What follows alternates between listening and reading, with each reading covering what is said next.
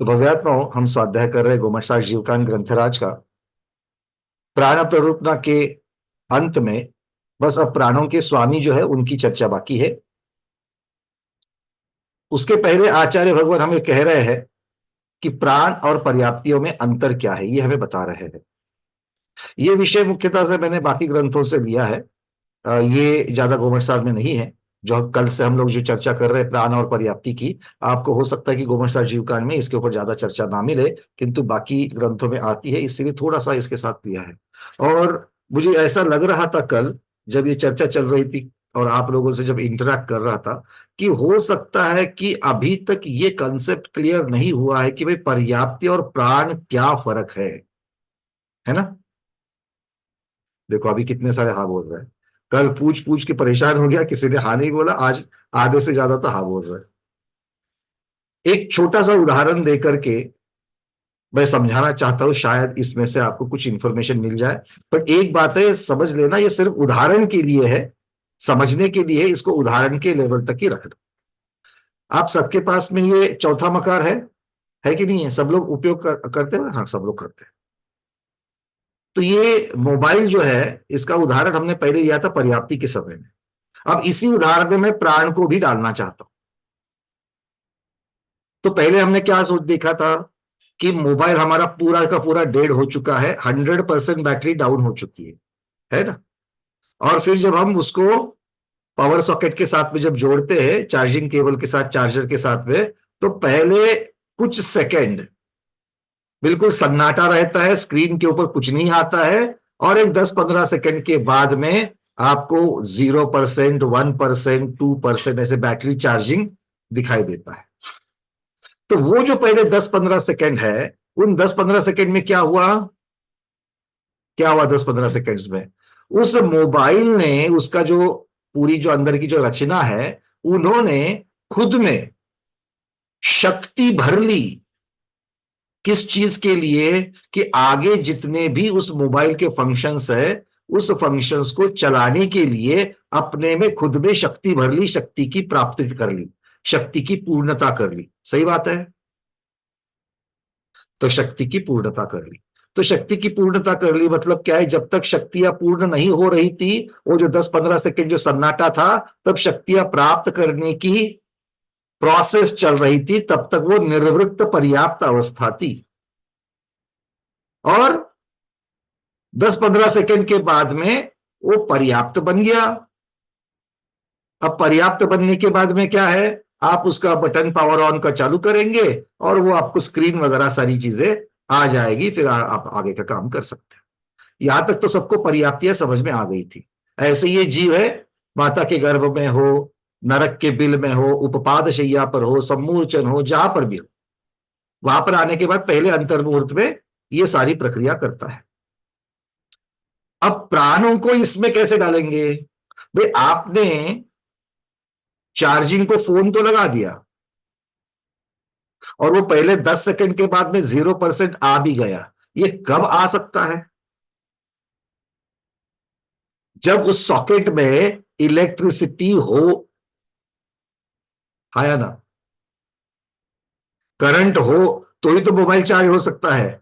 अगर करंट ना हो तो चार्ज हो सकता है क्या? नहीं। अब वो करंट जो है वही प्राण है।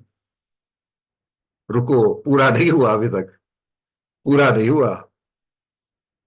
तो करंट को हमने प्राण माना, ठीक है। तो वो प्राण होने के बिना क्या उस मोबाइल ने अपने शक्ति की पूर्णता कर पाया क्या? वो नहीं। इसका मतलब क्या हो गया? उसके पास प्राण थे, फिर शक्ति की पूर्णता करी। मतलब यहां पर प्राण पहले है क्या पर्याप्ति पहले है? इस उदाहरण में अभी जो मैंने दिया वो प्राण पहले है, करंट पहले, उसके बाद में शक्ति की पूर्णता। बात समझ में आ गई? ये पहला उदाहरण। अच्छा, अब चार्जिंग तो आपने कर ली और आपको स्क्रीन भी आ गई। तो स्क्रीन आने के बाद में मोबाइल का काम क्या? सिर्फ स्क्रीन दिखाना होता है क्या?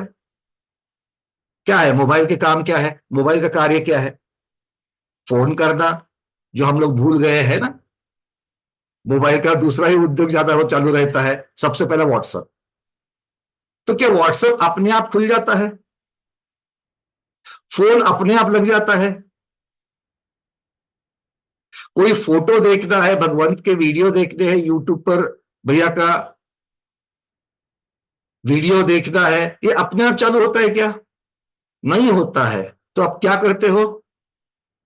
व्हाट्सएप चालू करना है तो व्हाट्सएप के वो जो बटन है उसके ऊपर आप प्रेस करते हो, आइकॉन जो है उसे आइकॉन कहते हैं इंग्लिश में। अगर फोन चालू करना है तो फोन वाले आइकॉन में जाकर के फिर नंबर टाइप करते हो और फिर फोन लगता है। मतलब मोबाइल का कार्य अपने आप चालू होता है क्या? नहीं। तो कुछ बटनों की आवश्यकता होती है, और उन्हीं बटनों को भी हम प्राण कहेंगे। उन बटनों को प्राण क्यों कहा? क्योंकि वो कार्य की शुरुआत करते हैं। वो क्या कर रहे हैं? कार्य की शुरुआत कर रहे हैं। मतलब मेरे पास दो प्रकार के प्राण हो गए। एक जो पर्याप्ति के पहले प्राण था, जिसके बिना पर्याप्ति शुरू नहीं हो सकती थी, पर्याप्ति पूर्ण नहीं हो सकती थी। और दूसरा प्राण है जो पर्याप्ति के बाद उस मोबाइल में उपलब्ध हुआ, और वो उपलब्ध होने के बाद में फिर मैं उस मोबाइल से काम करवा सकता हूं।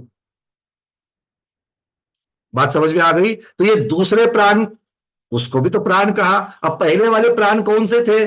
करंट इलेक्ट्रिसिटी वाला प्राण कौन कौन सा था? इंद्रिया, कायबल, और कौन सा? आयु। कौन से? तीन प्राण। आयु, कायबल और इंद्रिया। इंद्रिया कौन सी? भाव इंद्रिया। क्योंकि भाव इंद्रिया ये कर्म के क्षेपशम के रूप में है, वो हमारे पास विग्रह गति में भी थी। बात समझ में आ रही है सबको? तो यहां पर करंट इलेक्ट्रिसिटी इक्वल टू तीन प्राण, जो हमारे पास विग्रह गति में भी थे।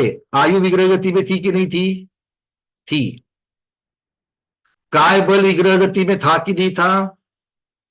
था, क्योंकि वो काय बल किससे मिल गया है? शरीर नाम कर्म के उदय से। तो वो भी था। और तीसरा, भाव इंद्रिया थी कि नहीं थी? थी, क्योंकि वीर्यांतराय और मति ज्ञानावरण कर्म के क्षयक्षम से वो भी हमें प्राप्त थी, भाव इंद्रिया, जिसे यहां पर प्राण कहा गया है। ठीक है। तो ये मेरे पास पहले, तो ये करंट इलेक्ट्रिसिटी के इक्वल टू हो गई। ठीक है। उसके बाद में आ गई पर्याप्तिया, जो उसने खुद को चार्जिंग करके, सेल्फ चार्जिंग करके आगे का काम चालू कर दिया। और आगे के बटन कौन से हैं? भाई श्वासोश्वास का कार्य करना है तो श्वासोश्वास का बटन दबाओ। बोलने का, फोन करने का काम करना है तो फोन वाले में चले जाओ। मतलब अगर बोलने का काम करना है तो भाषा, वचन प्राण, वचन बल प्राण होना चाहिए। उसी के साथ में चिंतन करना है, मनोबल प्राण होना चाहिए। तो पहले पांच इंद्रियों के प्राण, छठा आयु प्राण और सातवां कायबल प्राण, ये सात प्राण पर्याप्ति के पहले थे। और तीन प्राण, कौन से तीन प्राण बच गए अब? वचन बल, मन बल और श्वासोच्छ्वास, ये तीन जो है ये पर्याप्ति के बाद में। क्लियर हो जाएगा? समझ में आ जाएगी बात? अब यहां पर कार्य कारण संबंध लग जाएगा कि नहीं जाएगा? जो पहले है वो कारण। तो जो सात प्राण पहले थे वो सात प्राण कारण, पर्याप्ति कार्य। सात प्राण कारण क्योंकि वो पहले आ गए, और पर्याप्ति उसका कार्य हो गया। और जो प्राण पर्याप्ति के बाद में आए वो पर्याप्ति के कार्य हो गए। मतलब उन तीन प्राणों का, मनोबल, वचन बल और श्वासोश्वास, इन तीन प्राणों का उनकी उनकी पर्याप्तियां, मनोपर्याप्ति, वचन पर्याप्ति या भाषा पर्याप्ति कहिएगा, और उसके साथ में श्वासोश्वास पर्याप्ति, ये उसके कारण हो गए क्योंकि उसके पहले आ गए। पहले कारण, उसके बाद कार्य। भाई क्लियर हो रहा है? और फाइनली मोबाइल का जो कार्य था, वो मोबाइल का कार्य किससे बना? मूल प्राणों से, उसके बाद पर्याप्तियों से, और फिर उसके बाद में आने वाले प्राणों से। ये तीन के साथ में ही जो फाइनल कार्य है वो चालू हो चुका या वो हो रहा है। क्लियर है? तो जो पहले के प्राणों से और पर्याप्तियों से काम चालू होना था, वो प्राण और पर्याप्ति से काम चालू हो गया।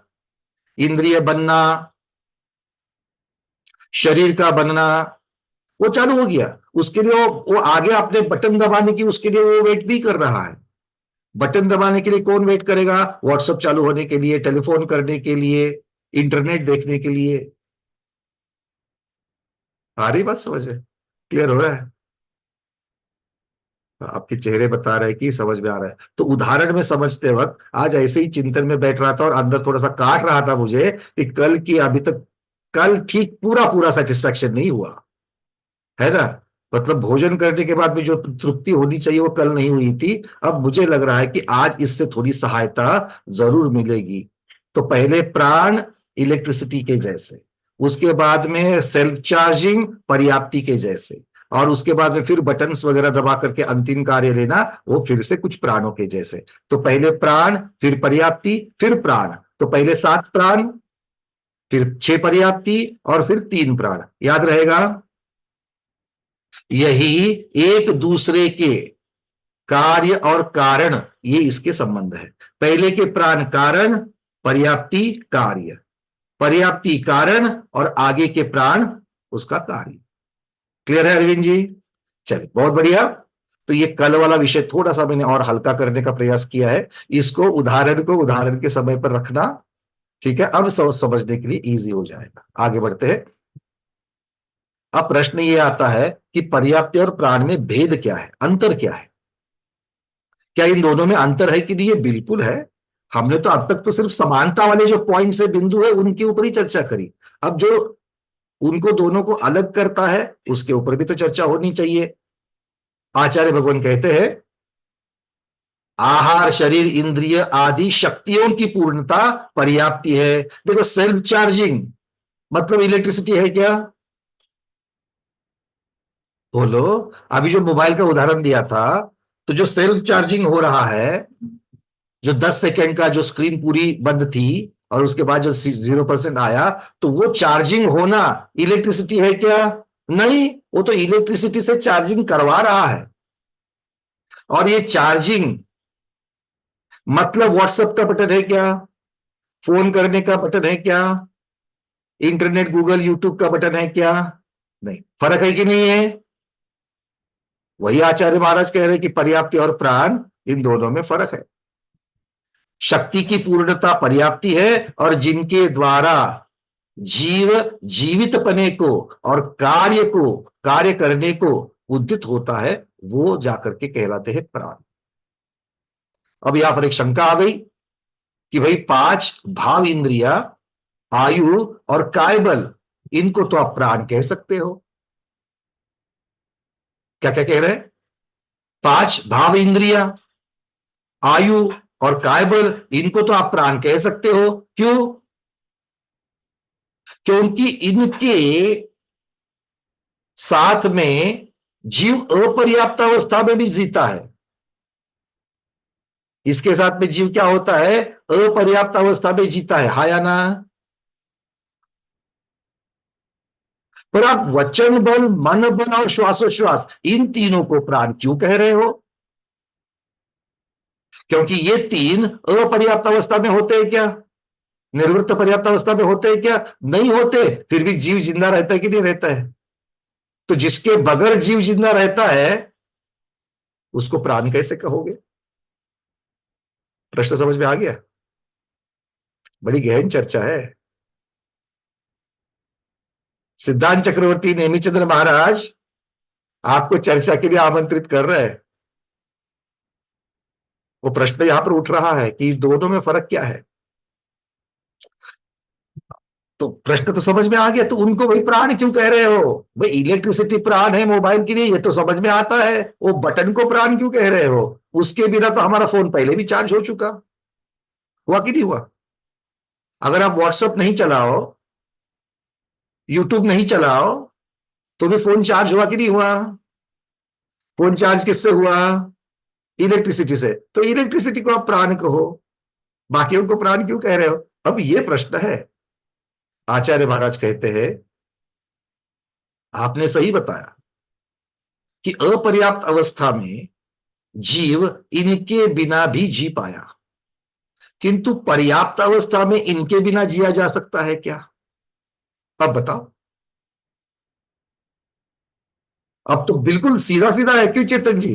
पर्याप्त अवस्था में मोबाइल चालू हो गया, अब व्हाट्सएप, यूट्यूब, इंटरनेट, उसके बिना जिया जा सकता है क्या? अरे नहीं जिया जा सकता है। तो जिसके बिना जिया नहीं जा सकता है उसे क्या कहेंगे? प्राण ही तो कहेंगे, हाँ या ना? भले अपर्याप्त अवस्था में तो भाई ठीक है, हमारे पास दो प्राण है, दो प्रकार के प्राण हैं। एक जो अपर्याप्त अवस्था में रहते हैं और दूसरे पर्याप्त अवस्था में रहते हैं। जो अपर्याप्त अवस्था में रहते हैं उनके बिना अपर्याप्त अवस्था में भी जीव जिंदा नहीं रह सकता है, और जो पर्याप्त अवस्था में रहते हैं उनके बिना जीव पर्याप्त अवस्था में भी जिंदा नहीं रह सकता है। या यूं कहिए, जो अपर्याप्त अवस्था में जो प्राण रहते हैं उनके बिना ना तो जीव अपर्याप्त अवस्था में जिंदा रहता है ना ही पर्याप्त अवस्था में जिंदा रहता है। बिना आयु के, बिना काय बल के, बिना भाव इंद्रिय के जीव ना अपर्याप्त अवस्था में जिंदा रह सकता है ना पर्याप्त अवस्था में जिंदा रह सकता है। इनको तो हम प्राण कहेंगे कहेंगे, किंतु जो प्राण हमारे पर्याप्त अवस्था में है उनके बिना भी हम पर्याप्त अवस्था में जिंदा नहीं रह सकते, इसलिए उनको भी तो प्राण कहना ही चाहिए। बात समझ में आ गई क्या? मतलब की है तो समझ में आएगी ही आएगी, है ना? ये जिनवानी माँ की कृपा है कि सुबह के चिंतन में ये उदाहरण आ गया, नहीं तो मैं तो फंस रहा था, समझ में समझा नहीं पा रहा था कि कैसे उसको समझाए, है ना? चलिए आगे थोड़ा सा प्रश्न को लूंगा, एक दो मिनट। अब आगे शंका तो ये है कि पर्याप्ति और प्राण आप जो कह रहे हो उनमें तो फिर नाम मात्र का अंतर है, विवाद। अब विवाद शब्द को झगड़ा शब्द से नहीं लेना, यहां पर पीडीएफ में विवाद शब्द रखा है क्योंकि टीकाओं में विवाद शब्द है, हमने ऐसा जो को त्यों रखा उसको, किंतु यहां पर विवाद शब्द का क्या अर्थ है? अंतर। मतलब पर्याप्ति और प्राण के नाम मात्र में अंतर है, वस्तुतः कोई अंतर नहीं है। ये प्रश्न है। तो आचार्य कहते हैं नहीं, कार्य और कारण के भेद से दोनों में भेद पाया जाता है। कार्य और कारण के भेद से दो में फर्क है कि नहीं है? इलेक्ट्रिसिटी मतलब चार्जिंग है क्या? इलेक्ट्रिसिटी से चार्जिंग होती है, तो इलेक्ट्रिसिटी अलग है, चार्जिंग अलग है। चार्जिंग अलग है और व्हाट्सएप, यूट्यूब आदि के बटन अलग है। बात समझ में आ रही है बात? तो दो सब में फर्क है कि नहीं है? बिल्कुल फर्क है। तो प्राण और पर्याप्ति में फर्क है। और एक क्या बता रहे उदाहरण, वो कहते हैं कि आयु ये सिर्फ प्राण में है, आयु पर्याप्ति में है क्या? नहीं। और आहार पर्याप्ति में है किंतु आहार प्राण में है क्या? नहीं है। इसका मतलब प्राण और पर्याप्ति भी अलग अलग है। ठीक है। तो आचार्य भगवत इसका अंत में इस विषय को इस प्रकार से रखते हैं, वो कहते हैं कि आहार शरीर मन आदि रूप उद्गल वर्गणा को परिणमाने की शक्ति की पूर्णता पर्याप्ति है, और विषय ग्रहण रूप व्यापार उन उन इंद्रियों का या उन उन पर्याप्तियों का जो आगे चल करके जो व्यापार, व्यापार मतलब जो कार्य है, वो प्राण के बिना नहीं हो सकता है। तो इस प्रकार से ये पर्याप्ति और प्राण, इन दोनों में अंतर है। ठीक है, ये थोड़ा सा सूक्ष्म विषय था और इस बार मैं इसको छोड़ना नहीं चाहता था, इसलिए मैंने आपको बता दिया। थोड़ा सा चिंतन करना, आज के वीडियो को वापस देख लेंगे तो और भी समझ में अच्छी तरीके से आ जाएगा। अब चलते आगे, बड़ा महत्वपूर्ण विषय और अंतिम विषय इस प्राणों के संबंध में है, और वो है प्राणों के स्वामी। दो गाथाएं हैं, 132 और 133 से दो ही गाथा प्राण प्ररूपना की है। चलिए देख लेते हैं प्राणों के स्वामी। ठीक है। मेरे ख्याल से इसके पहले एक प्रश्न आया था, वनिता दिरावत दीदी आपने हाथ ऊपर किया था, पूछ लीजिए प्रश्न को, फिर आगे बढ़ते हैं। और फिर प्रमोद जी। वंदना भैया जी। राम भैया भैया। जी, सीता परमेश्वर फिर प्राणातीत के लाएंगे इसी कारण से, किसके लिए? मतलब उनके अपर्याप्त अवस्था में ये सब नहीं, आयु नहीं रहता, कायु बल वगैरह कुछ नहीं रहता है, तो वो प्राणातीत ये कहलाएंगे। किसकी चर्चा कर रहे हैं आप? तो परमेष्टि की बात। नहीं दीदी, सिद्ध परमेष्टि की बात है, ये यहाँ पर नहीं निकलेगी। क्योंकि पर्याप्ति और प्राण, ये प्ररूपनाएं जो है, ये संसारी जीव की अपेक्षा से यहाँ पर कथन आया है। ये सारा कथन संसारी जीव की अपेक्षा से है। उनके प्राण, पर्याप्तियां तो होंगी नहीं वहां पर सिद्ध तो भगवंतों में। प्राण पर्याप्त। सिद्ध भगवान में पर्याप्ति अपर्याप्ति के परे है वो। पर वहां पर प्राण होते हैं, किंतु प्राण अलग है, क्योंकि प्राण क्या है, जीवितपने से संबंधित है। और जीवितपना जीव का अनन्य भाग है, तो इसलिए है, तो वहां पर चेतना को ही प्राण कहा गया है। हाँ, जिसके बाद। ठीक है। सिद्ध भगवंतों में चेतना को ही प्राण कहा गया है। फिर चेतना के अलग अलग प्रकार, वो सारी चीजें आ जाएगी। चलिए प्रमोद जी बोलिए। ये कह रहे हैं, ऐसे बात हो रही थी कि वचन बल मनोबल के बिना आदमी जीता नहीं है, मतलब जीव नहीं जी रहा है। तो हाँ एक इंद्रिय में तो दोनों होते ही नहीं, तो वह जीता तो वो भी है हाँ, ना। तो जिनको जो जो होता है, जैसे मान लीजिए कि एक इंद्रिय में वचन बल नहीं है और मन बल भी नहीं है, या फिर विकलत्रय में मन बल नहीं है, तो भी वो जीते हैं। तो जिस जीव को जीने के लिए वो आवश्यक है, उसकी चर्चा वहां ले लेना। अच्छा, मतलब ये एक्चुअल में ये संदर्भ केवल पंचेंद्रिय से लिमिटेड हो हाँ, गया, और मतलब यहां पर इस प्रकार से विचार नहीं है। अगर मान लो कोई जीव, कोई पंचेंद्रिय मनुष्य जन्म से गूंगा है, वो तो ठीक है। तो भी वो जीता है ना। किंतु यहाँ पर साक्षात मुख से शब्द निकलना, उसे वचन बल नहीं कह रहे हैं। बोलने की प्रवृत्ति, उसे ही वचन बल माना गया है। और ठीक उसे ही वचन योग, रादर वो बोलने की प्रवृत्ति जो है वो वचन योग है, और उसके पीछे की शक्ति जो है वो वचन प्राण है। बिल्कुल ठीक, मतलब मेरा मतलब ये था, ये वचन बल मनोबल वाला जो बात हो रही थी पंचेंद्रिय के लिए लगेगा, जहाँ पे हाँ जैसे बिल्कुल बिल्कुल बिल्कुल, जिनमें जो होगा वो उन्हीं की वहां पर चर्चा होगी। ठीक है। ठीक। चलिए अब चलते हैं प्राणों के स्वामी, उसकी चर्चा करने के लिए गाथा क्रमांक 132 और 133 आपके सामने मैं यहां से शेयर कर रहा हूं। बड़ी सुंदर गाथा है। सुंदर इसलिए क्योंकि सीधे सीधे बताती है, और दूसरा, शब्द इस प्रकार से एक दूसरे में पिरोए जाते हैं कि उनको खोल खोल करके अर्थ निकालना, ये भी बड़ा मनोरंजक और आनंददायी होता है। इसलिए ये गाथाएं प्रिय है, गाथाएं बड़ी सुंदर है। देखिए, देख लेते हैं।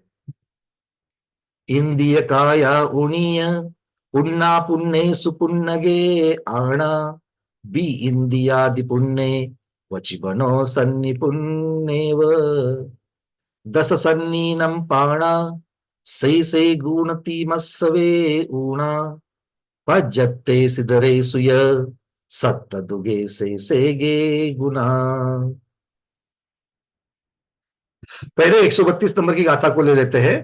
क्या कहते हैं देखो। इंद्रिय काया उनी। अब शब्द जो काया उनी है, वो काया उनी शब्द को खोड़ लेते हैं, अलग कर लेते हैं, उसकी विग्रह कर लेते हैं। कैसे? काया, काया में काय ये शब्द है। प्राण का नाम क्या है? काया बल है क्या काय बल है? काय है ना। और यहां पर शब्द आ गया काया, मतलब यहां पर काय और इंद्रिय, ये दो प्राणों की चर्चा हो रही है। और उसके बाद में या में जो आ आया है, उस आ के साथ में अगला ऊ, आऊ। आऊ मतलब क्या हो गया? आयु। और नी मतलब तीनों को अनेक वचन कर लिया है, ये तीन यहां पर आ गए। तो इंद्रिय काय आउनी, मतलब इंद्रिय, कायबल और आयु, ये तीन प्राण किसके होते हैं? पुन्ना पुण्येसु। पुन्ना मतलब पूर्ण है, और अपूर्णा मतलब जो अपूर्ण है। तो पूर्ण जो है उसे क्या कहते हैं? पर्याप्त। और जो अपूर्ण है उसे क्या कहते हैं? अपर्याप्त। तो हमें सीधा सीधा यहां पर बताया जा रहा है, इंद्रिय, कायबल और आयु, ये तीन प्राण पर्याप्त के भी होते हैं और अपर्याप्त के भी होते हैं। अब इस अपर्याप्त में कौन कौन लेना? निर्वृत्त पर्याप्त भी लेना और लब्ध्य पर्याप्त भी लेना। लब्ध पर्याप्त को भी ये तीन प्राण रहेंगे। लब्धि अपर्याप्त को आयु होती कि नहीं होती है? होती है। भावेंद्रिया होती कि नहीं है? होती है। और भाव स्वरूप कायबल, कर्म के क्षेम रूप या कर्म के उदय रूप कायबल होता है कि नहीं होता है? होता है। मतलब अपर्याप्त में ये तीन प्राण होते हैं। आगे क्या लिखते हैं? पुण्यगे आना। पर्याप्त में आना मतलब श्वासोश्वास प्राण भी होता है, क्योंकि पहले के तीन प्राण अपर्याप्त और पर्याप्त में थे, और पर्याप्त में उतने ही तीन होते हैं क्या? इस शंका का निरसन करने के लिए बता रहे हैं, रुको, पर्याप्त में आना अर्थात श्वासोच्छ्वास भी होता है। तो अपर्याप्त के तीन प्राण, पर्याप्त के चार प्राण। क्लियर हो रही है बात? हाँ, यहां पर मोटा मोटी अभेद रूप से बता रहे हैं। अब इंद्रियों की अपेक्षा से लगाएंगे। अब तक किसकी अपेक्षा से वर्णन आया है? पर्याप्त अपर्याप्त की अपेक्षा से वर्णन आया। अब जाकर के बता रहे हैं, बी इंद्रिया दिपुण्य, द्वि इंद्रिय उसके जो पर्याप्त जीव है, द्वि इंद्रिय आदि मतलब द्वि इंद्रिय और वहां से आगे, मतलब द्वि इंद्रिय, तीन इंद्रिय, चतुरेंद्रिय और पंचेंद्रिय, इनमें कौन सा प्राण ऐड करना? वची, मतलब वचन बल ऐड करना, जोड़ देना, किंतु किसमें? पर्याप्तकों में, क्योंकि वहां पर शब्द पुण्य आ गया। मतलब दो तीन चार पांच इंद्रिय वाले जीवों के अगर अपर्याप्त है तो उसमें वचन बल प्राण नहीं होगा, सिर्फ पर्याप्तकों में ही वचन बल प्राण होगा। विकल त्रय और पंचेंद्रियों में अपर्याप्त होते हैं क्या? लब्ध अपर्याप्त होते हैं क्या? हम बीच बीच में ऐसी तकलीफ देंगे। हाँ, मतलब ये इतना क्रिस्टल क्लियर होना चाहिए। लब्धि अपर्याप्त सब में होते, एक इंद्रिय से लेकर के पंचेंद्रिय में होते हैं, इंद्रिय की अपेक्षा।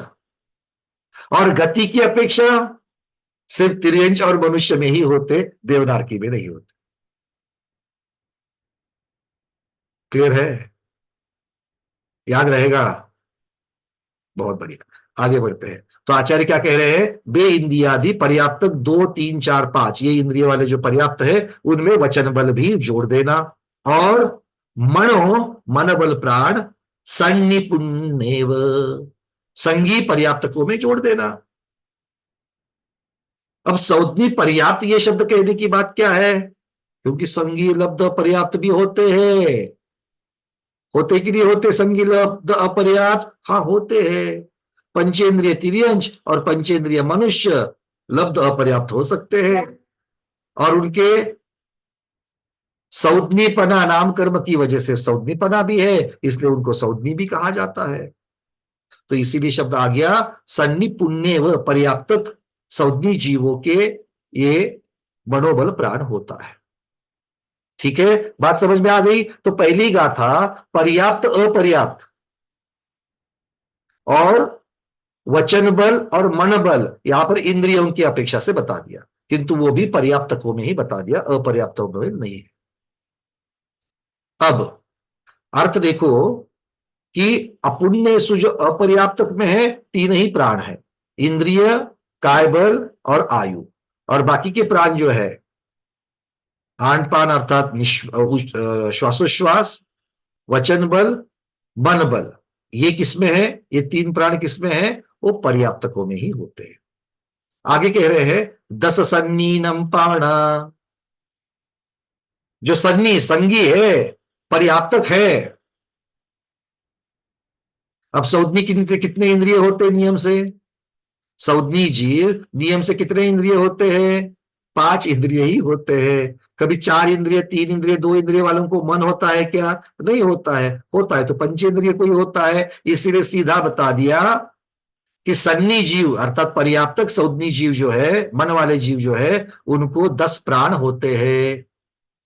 आगे क्या लिखा? से गुण सवे गुणा।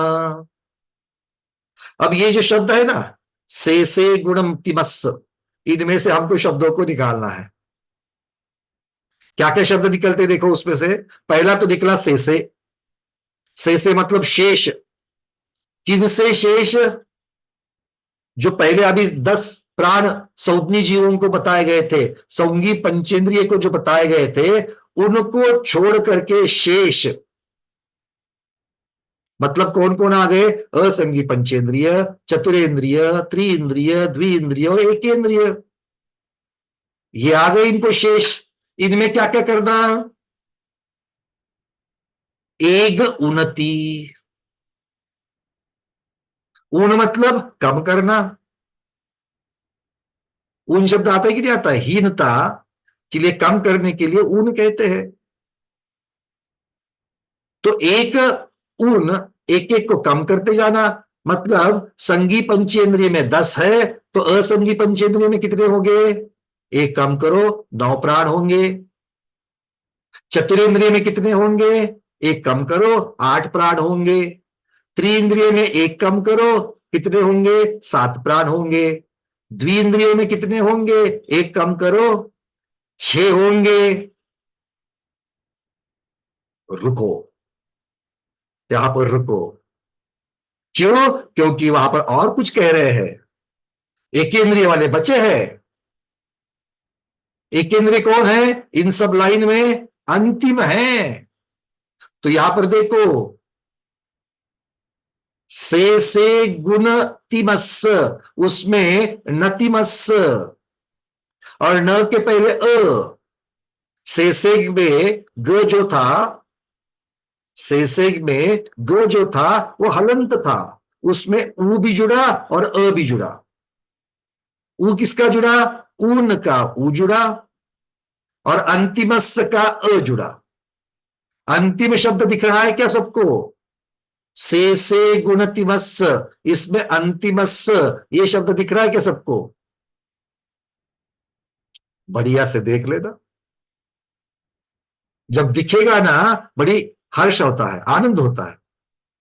वो आपको याद है ना, मंदिर में लगा रहता है एक चित्र, सिर्फ dot dot dot dot dot dot रखते हैं, है ना? और कोई बोलता है नहीं भैया, यहां पर ना ऐसा थोड़ा सा बीच में, भ्रुकुटी के बीच में आप नजर को केंद्रित करके इसमें देखना, आपको अंदर 3D दिखेगा। फिर किसी को शांतिनाथ भगवान के साथ हिरण दिखता है, महावीर भगवान के साथ में किसी को शेर दिखता है, पार्श्वनाथ भगवान फन के साथ दिखते हैं। दिखते कि नहीं दिखते? और जब दिखते हैं तो आनंद आता है कि नहीं आता है कि हमें दिखाई दिया? ऐसा ही आनंद इस गाथा में से जब शब्द निकलते हैं ना, तो आनंद आता है। आपको आ रहा है कि नहीं आ रहा है? अगर नहीं आ रहा है, इसका मतलब है शब्द नहीं दिखा। सबको दिखा क्या? उषा पाटिल दीदी क्लियर है क्या? दिख रहा है क्या?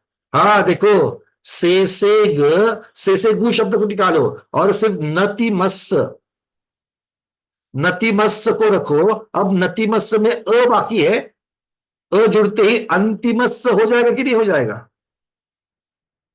नतिमस्स में एक अ की कमी है, उसमें अ जुड़ते ही अंतिमस्स हो जाएगा कि नहीं हो जाएगा? बिल्कुल हो जाएगा। अंतिमस्स मतलब अंतिम वाले के, और वो अ कहां से आएगा? से वो जो गु है उसमें ग हलंत था, उसके साथ उ और अ दोनों जुड़ गए, तो हमको अंतिमस्स मिलेगा। सबको मिल गया? तो चर्चा हो रही है अंतिमस्स मतलब इस लाइन में अब अंतिमस्स कौन थे? एकेंद्रिय थे। एकेंद्रिय में क्या करना? बेऊना। वे ऊना मतलब 2 कम कर देना। तो बे 2 इंद्रिय में कितने हुए थे? 6 हुए थे। तो अंतिम में कितने कम करना? अब तक तो आप एक एक कम करते आए थे, अंतिम में 2 कम कर देना। तो बे इंद्रिय में, द्विइंद्रिय में 6 हुए थे और अंतिम में 2 कम करेंगे, तो एक इंद्रिय में कितने प्राण होंगे? 4 प्राण होंगे। बोलो महावीर भगवान की जय। वो इसीलिए अब तक तो हम प्रवचनों में सुन सुन करके गुरुमुख से हमने इसको सबको याद किया था, है ना? तत्वार्थ सूत्र आदि को पढ़ करके हमने इसको सुना था। आज गाथा देख के, धौला जी की जैसी गाथा है वैसे ही गोबर साहब की गाथा हमको बता रही है। और हमारा जो श्रद्धांत था कि एकेंद्र को 4 ही होते हैं, और वो अब तक एक एक को कम करते करते करते द्विइंद्रिय तक तो सिद्ध हो गया था, एकेंद्रिय में सिद्ध नहीं हो रहा था, उसके लिए वे ऊना शब्द से वो भी सिद्ध हो गया। क्लियर है सबको? चलिए आगे क्या कहते देखो। अब भाई आपने तो सब पर्याप्तकों की बात करी, क्योंकि शुरुआत में सिर्फ आपने अपर्याप्तक की बात करी थी और बाद में आपने पर्याप्तक और इंद्रियों की अपेक्षा से बता दी। तो इंद्रियों की अपेक्षा से सिर्फ पर्याप्तक की बात हुई कि नहीं अब तक? अब इंद्रियों की अपेक्षा अपर्याप्तक की बात होनी चाहिए, और यही 133 नंबर की गाथा का अंतिम चरण जो है वो अपर्याप्तक इंद्रियों के साथ में लगा करके हमको पढ़ना है। क्या है देखिए शब्द, पज्जते सिदरे सुय। इधरे, इधरे मतलब विरुद्ध। किसके विरुद्ध? पज्जते, पर्याप्तक के विरुद्ध। मतलब कौन से आ जाएंगे? अपर्याप्तक आ जाएंगे। और अपर्याप्तकों में क्या होगा? सबसे पहले कह रहे हैं सत्य। सबसे पहले क्या कह रहे हैं? सत्य। मतलब अब ये सत्य किसके है? तो बोलते हैं दुगे। सत्य मतलब सात प्राण। किसके? दुगे, दो के। कौन दो? तो अपर्याप्तक संज्ञी और अपर्याप्तक असंज्ञी पंचेंद्रिय। क्या कह रहे हैं? अपर्याप्तक संज्ञी और अपर्याप्तक असंज्ञी दोनों के भी सात प्राण होते हैं। कैसे होंगे सात प्राण? अब पंचेंद्रिय है, अपर्याप्तक है, तो भावेंद्रिय की अपेक्षा पांच इंद्रिय हो गई। काय बल और आयु मिलाने से सात प्राण हो गए। अपर्याप्तक है, इसलिए आगे वाले जो तीन प्राण है, मन बल प्राण, वचन बल प्राण और श्वासोश्वास प्राण, इनकी चर्चा यहां पर नहीं है। तो अपर्याप्तक संज्ञी पंचेंद्रिय और अपर्याप्तक असंज्ञी पंचेंद्रिय, अर्थात ये निर्वृत्त पर्याप्तक की अपेक्षा से वर्णन मुख्यता से हुआ है यहां। ठीक है। और लब्धि अपर्याप्तक के साथ में भी हो सकता है कि नहीं हो सकता है? बिल्कुल हो सकता है, लब्धि अपर्याप्तक के साथ भी हो सकता है, क्योंकि लब्धि अपर्याप्तक को भी भाव इंद्रिया है, पांचों की पांचों। जैसे लब्ध अपर्याप्त मनुष्य को देखो, तो लब्धि अपर्याप्त मनुष्य को कितने प्राण होंगे? भावेंद्रिय की अपेक्षा पांच, आयु प्राण भी है छठा, और कायबल प्राण भी है शरीर कर्मोदय की वजह से। तो सात प्राण हुए कि नहीं हुए? तो लब्ध अपर्याप्त हो या निर्वृत्त अपर्याप्त हो, संज्ञी अपंचेंद्रिय और असंज्ञी पंचेंद्रिय के सात प्राण होंगे। क्लियर है? उसके आगे क्या कह रहे हैं अब? से सेग ऊना। अब यहां से आगे चलो, एक एक एक एक कम करते जाना। अब इसके आगे कौन है? चतुरेंद्रिय आएंगे। तो चतुरेंद्रिय अपर्याप्त के कितने प्राण? छह प्राण, क्योंकि सात में से एक कम हो गया, छह प्राण। त्रिइंद्रिय अपर्याप्त के कितने प्राण? पांच प्राण। त्रिइंद्रिय द्विइंद्रिय अपर्याप्त के कितने प्राण? चार प्राण। और एकेंद्रिय अपर्याप्त के कितने प्राण? तीन प्राण। ठीक है, क्योंकि एकेंद्रिय पर्याप्तक में चार प्राण होते हैं श्वासोश्वास जुड़ने की वजह से, किंतु अपर्याप्तक में तीन ही प्राण। क्लियर है सबको? गाथा भी समझ में आ गई? अरे हाँ तो कहो, ना तो कहो, कोई टैक्स नहीं है, बिल्कुल हम चालान नहीं काटेंगे, और जिनवानी मां तो काटती नहीं है। हाँ, उपयोग नहीं लगाओगे, दूसरी कुछ तो बातों सोचते रहेंगे, तो हो सकता है कि कर्म थोड़ा सा चालान काट ले, किंतु बाकी तो हमारे पास तो चालान काटने की मशीन ही नहीं है। जिनवानी माँ के पास है, बट वो इतनी करुणामयी है कि वो काटती नहीं है। कर्म थोड़ा सा डिसिप्लिन वाला है, वो तो काट लेता है। ठीक है ना? तो हाँ या ना? बात समझ में आ गई? क्लियर है? कितनी सुंदर गाथा है, सीधा सीधा है। अब इसी को रेफरेंस जिनको भागते भागते देखना रहता है, अरे हमने पढ़ा तो था किधर, तो वो क्या था, अब वो टेक्स्ट पढ़ने के लिए टाइम नहीं है, क्योंकि किसी को तो उत्तर देने का है, प्रश्न पत्रिका का उत्तर देना है। तो ऐसे लोगों के लिए, ऐसे स्वाध्यायों के लिए हमने चार्ट बना करके रेडीमेड भी बना करके रखा हुआ है। ठीक है ना? जिनको अलग से दाल और भात नहीं चाहिए, उनको दाल और भात मिक्स करके भी कटोरी में दिया जा रहा है। चार्ट देख लेते चलिए। ये चार्ट कहां पर उपयोग में आते हैं? रेफरेंस के लिए उपयोग में आते हैं। बहुत दिन के बाद क्या होता है, कभी कभी याद नहीं रहता है, पर्याप्त तक की अपेक्षा से रहता है, अपर्याप्त तक की अपेक्षा से क्या हो जाता है, थोड़ा सा कंफ्यूज होता है, क्योंकि पक्का नहीं रहती अपनी धारणा। अरे क्या था, अच्छा ये था, तो जाकर के चार्ट देखेंगे तो इमीडिएटली ट्यूबलाइट लग जाती है। ठीक है, इसलिए देखो अब अपर्याप्त और पर्याप्त, ये एक साइड में कॉलम बनाए हैं, और एकेंद्रिय दो इंद्रिय से लेकर के आगे भेद बनाए गए हैं। अब एकेंद्रिय के अपर्याप्त में कितने प्राण? तीन। कौन कौन से? स्पर्शनेन्द्रिय, कायबल और आयु। वही पर्याप्त में एक प्राण बढ़ जाएगा, कौन सा? श्वास, उसमें ऐड हो जाएगा। उसी लाइन में पढ़ते जाना। द्विइंद्रिय के अपर्याप्त में कितने? चार। कौन से? पहले वाले तीन, और उसमें रसना इंद्रिय जोड़ देना, इंद्रिय बढ़ती जाएगी। और पर्याप्त में कितने? उसमें और दो जोड़ देना, कौन से? वचन बल ऐड हो जाएगा और रसना इंद्रिय ऐड हो जाएगा। उसके बाद तीन इंद्रिय में पांच प्राण। आप इस तरीके से लिखना है तो भी लिख सकते हो, या फिर अगर आपको सबको सभी सभी प्राणों के नाम लिखने हैं तो भी आप लिख सकते हो। ठीक है, हमने पहले वाले और उसमें सिर्फ ऐड करते गए हैं, ये याद रखने का एक तरीका है, इसलिए हमने इस प्रकार से चार्ट बनाया। आप अपने हिसाब से भी चार्ट बना सकते हो। ठीक है, अब महत्वपूर्ण बात है, सैनी पंचेंद्रिय तक की चीजें तो हमने देखी थी। अपर्याप्तक में सात प्राण और पर्याप्तक में 10 प्राण, ये तो सीधे सीधे 133 नंबर की गाथा में आया था। अब बात आती है सयोग केवली और अयोग केवली भगवान की। यहां पर थोड़ा सा, अब वो पर्याप्तक है, पंचेंद्रिय है, किंतु इनमें थोड़ा सा फर्क पड़ जाता है। क्यों? क्योंकि अब तक जितने भी इंद्रिय प्राण थे, अब तक, अब तक मतलब कहां तक? केवली भगवान को छोड़कर छद्मस्तों के जितने भी इंद्रिय प्राण थे, वो मुख्यता से भाव इंद्रिय की अपेक्षा, अर्थात कर्म के क्षयोक्षम की अपेक्षा से थे। आया ना? और ये क्षयोक्षम पना, कर्म का क्षयोक्षम पना, वीर्यांतराय कर्म हो या मति ज्ञानावरण कर्म हो, इनका क्षयोक्षम पना कहां तक टिकता है? 12वें गुणस्थान के अंत तक टिकता है। केवली भगवान में कोई क्षयोक्षमिक पना नहीं है। तो जब क्षयोक्षमिक पना ही नहीं है और ज्ञानावरणीय कर्म और वीर्यांतराय कर्म का समूल नाश कर दिया है, तब उनकी भावेंद्रिया बचेगी क्या?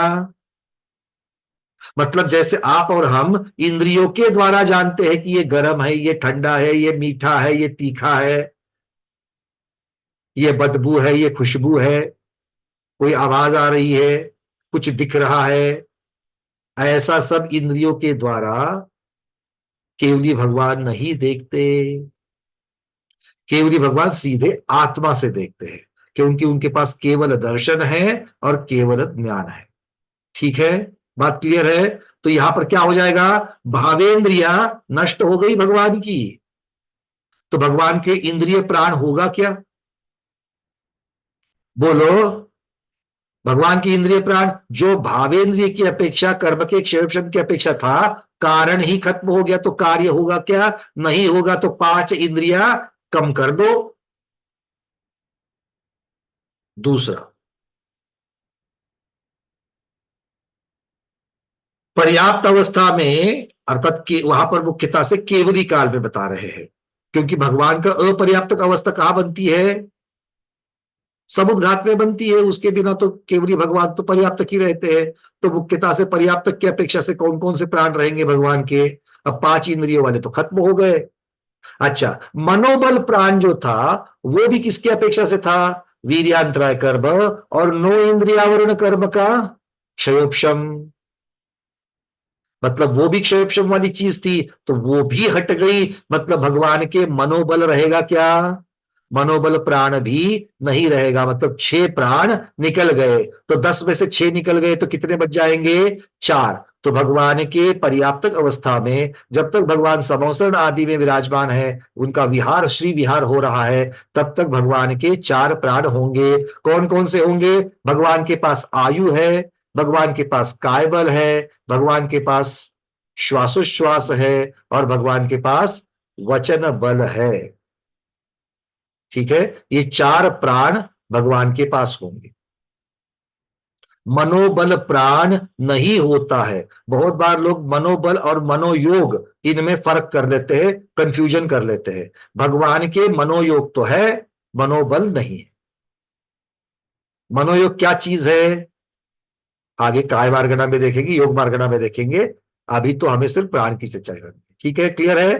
तो मनोबल प्राण है कि केवली भगवान के 13वें 14वें गुणस्थान वाले नहीं है। तो 13वें 14वें गुणस्थान वाले दोनों भी केवली भगवान के 4 प्राण ही होते हैं पर्याप्त अवस्था। अब आते हैं अपर्याप्त अवस्था में। अपर्याप्त अवस्था कब बनती है?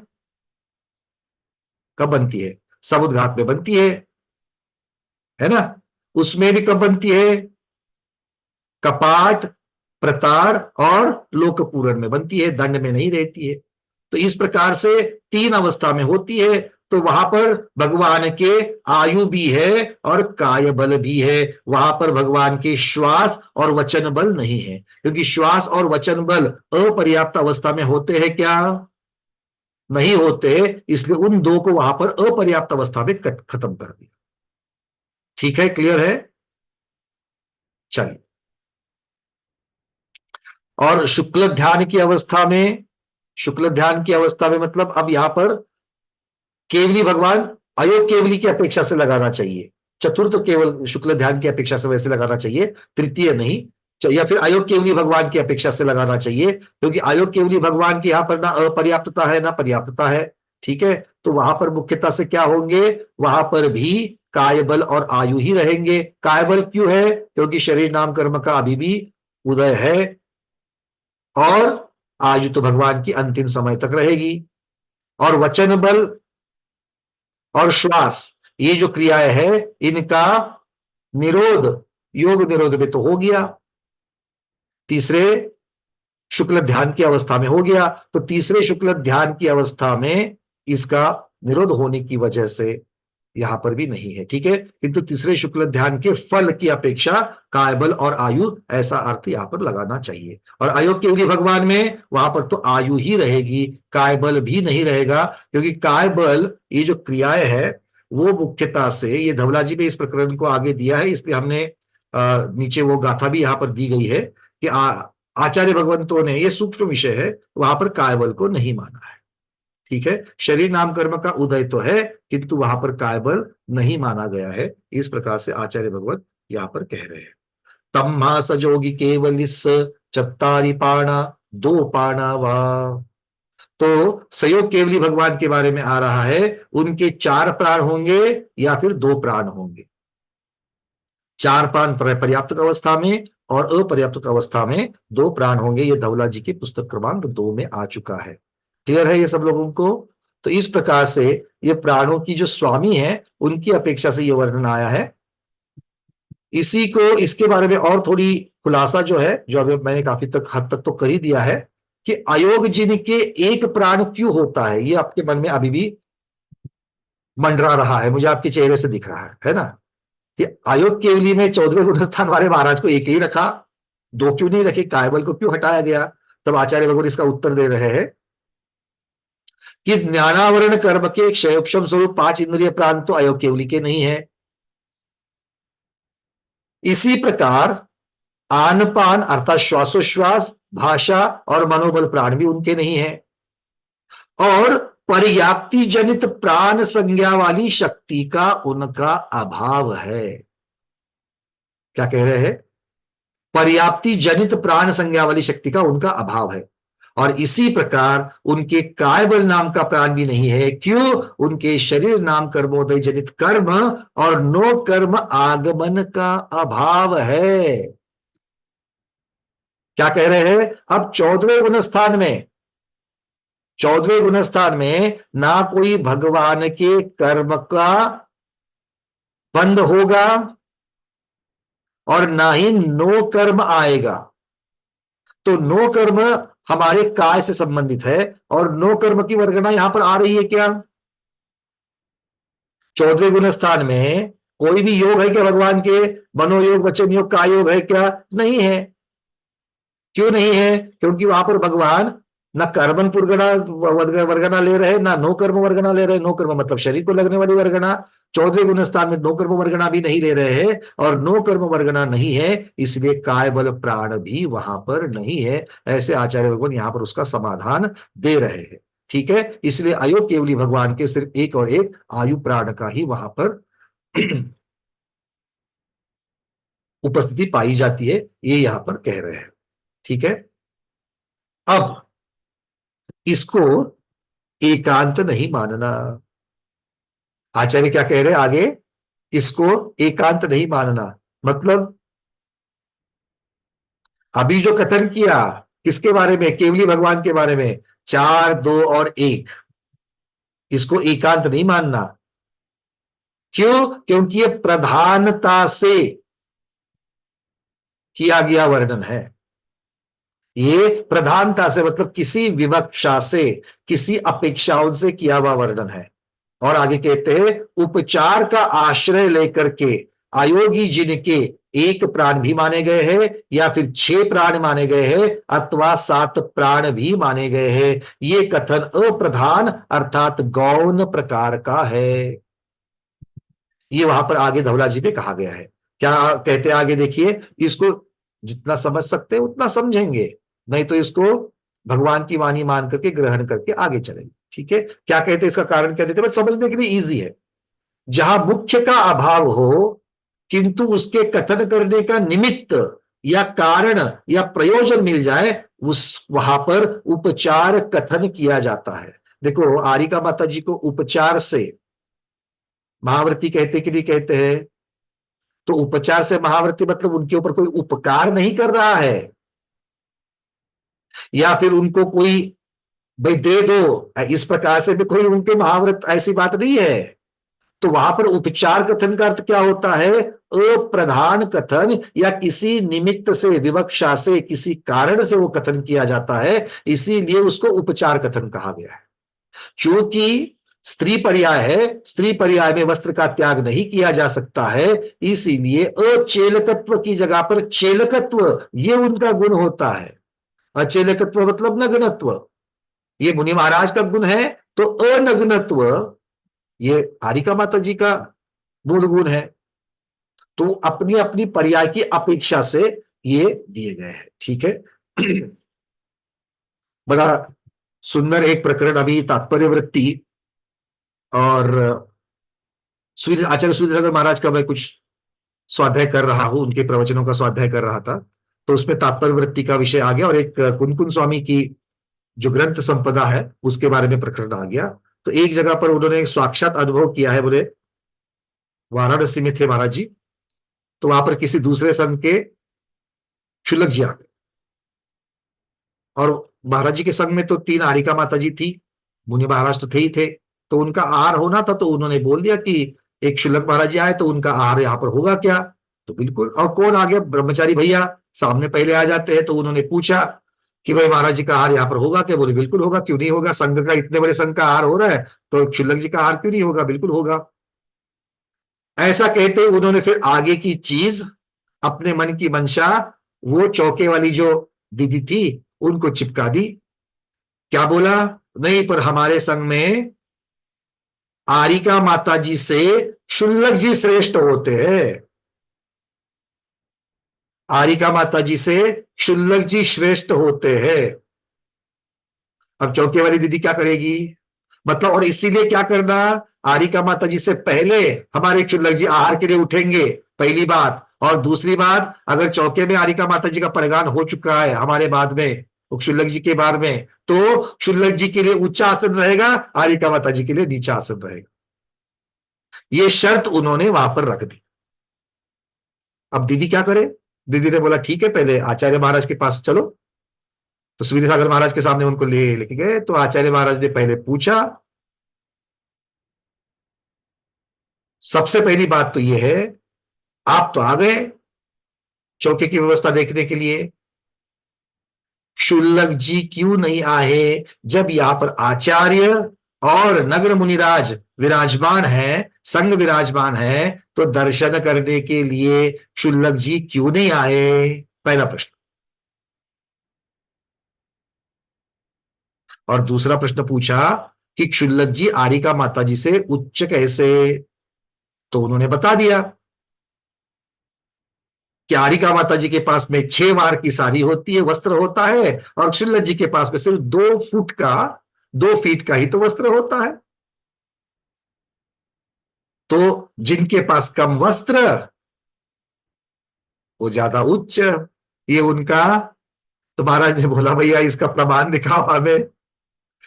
मेरे पास इतने सारे प्रमाण हैं। तो उन्होंने एक गाथा बताई, और वो गाथा थी अष्टबाहुर की, जिसमें प्राकृत में एक शब्द आया था, उस शब्द का अर्थ वो अरिका बना रहे थे। तो फिर क्षुल्लक जी आ गए। तब तक क्षुल्लक जी को बुलाया गया, तो क्षुल्लक जी आ गए। तो क्षुल्लक जी को पूछा कि भाई ऐसा आप ये सब। क्षुल्लक जी ने बताया कि उनके पास 6 वार की है, हमारे पास 2 फीट की है। और फिर उन्होंने बोला आगम प्रमाण, तो उन्होंने एक अष्टबाहुर की गाथा बता दी।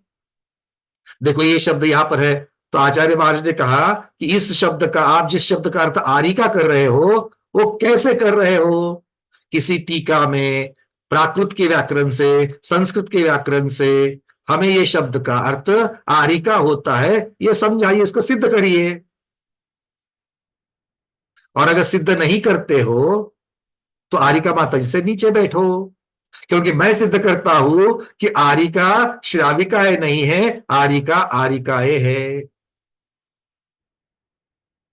और सप्रमाण महाराज जी ने उनको दिखा दिया, और फिर उन्होंने मान करके, आगम देख करके, फिर उन्होंने अपने योग्यता के अनुसार वहां पर आहार ले लिया और माता जी को वंदना भी किया।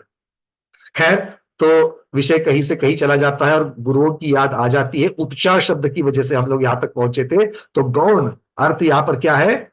जहां मुख्य का अभाव हो, प्रधानता का अभाव हो, वहां पर अप्रधान या गौणता की अपेक्षा, या फिर कथन करने के लिए जो निमित्त है, विवक्षा है, वो जो प्रयोजन है, उसकी अपेक्षा से वहां उपचार किया जाता है।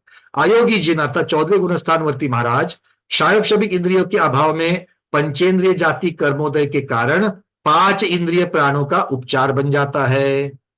भाई भावेंद्रिया तो नष्ट हो गई जो कर्म के क्षयोक्षम से थी, किंतु पंचेंद्रिय जाति नाम कर्म का उदय है कि नहीं? ये 14वें गुणस्थान में है। और जाति नाम कर्म से क्या है? 5 इंद्रिया। तो इस अपेक्षा से, इस निमित्त से, इस कारण से उनके पंचेंद्रिय प्राण भी मानो। तो कितने हो गए? 5 इंद्रिय के, और आयु का मतलब 6 प्राण हो। तो ये 6 प्राण का प्रमाण हो गया। और 7 प्राण का प्रमाण कैसे दे रहे हो? वो कहते हैं शरीर नाम कर्म का यद्यपि उदय नहीं है, तथापि सत्व है। और औदारिक शरीर भी है। शरीर नाम कर्म का उदय क्यों नहीं माना है? क्योंकि नो कर्म नहीं आ रहा है, आहार कर्मणा आहार वर्गना नहीं ले रहे हैं। किंतु सत्व है। सत्व है मतलब आत्मा में वो कर्म परमाणु लगे हुए हैं, उनका अभी तक नाश नहीं हुआ है, जो अंतिम 2 समय में होने वाला है 14वें गुणस्थान के। इसलिए सत्ता की अपेक्षा, सत्व की अपेक्षा, भले शरीर नाम कर्म का उदय नहीं है किंतु उसका सत्व है, और औदारिक शरीर अभी भी है, इसीलिए कायपल प्राण भी उपचार से बन जाता है। इस प्रकार 5 इंद्रियों के उपचार से और एक आयु प्राण और कायबल प्राण मिलाने से 7 प्राण भी होते हैं। अर्थात 14वें गुणस्थानवर्ती महाराज के भगवान के प्रधानता से एक ही प्राण है, किंतु उपचार से 6 प्राण भी मान सकते हैं या 7 प्राण भी मान सकते हैं। ठीक है, ये गौण कथन है, उपचार कथन है। ऐसे ही 13वें गुणस्थानवर्ती को भी लग जाएगा। ठीक है, पर्याप्तक अवस्था में जहां पर सिर्फ 4 माने हैं, वहां पर क्या जुड़ जाएगा? कायबल। कायबल तो है वहां पर। तो 4 में क्या क्या नहीं था वहां पर?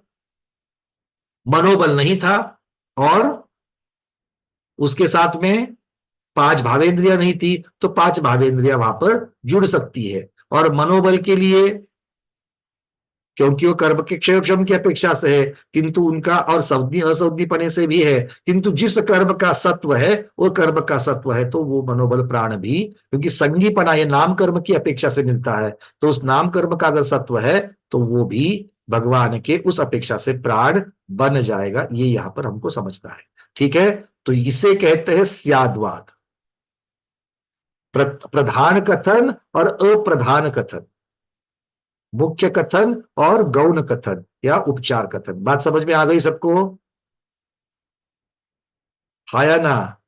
बहुत बढ़िया, चूंकि आपने कहा कि आपके समझ में बात आ गई है। इत्याचार्य श्री नेमिचंद्र विरचितायाम गोमट सारा परिणाम पंच संग्रह वृत्तो जीव कांडे विंशति प्ररूपणासु प्राण प्ररूपणा नाम चतुर्थोधिकार। बोले गोमट सार जीवकांड ग्रंथ राज की जय। सिद्धांत चक्रवर्ती नेमिचंद्र महाराज की जय।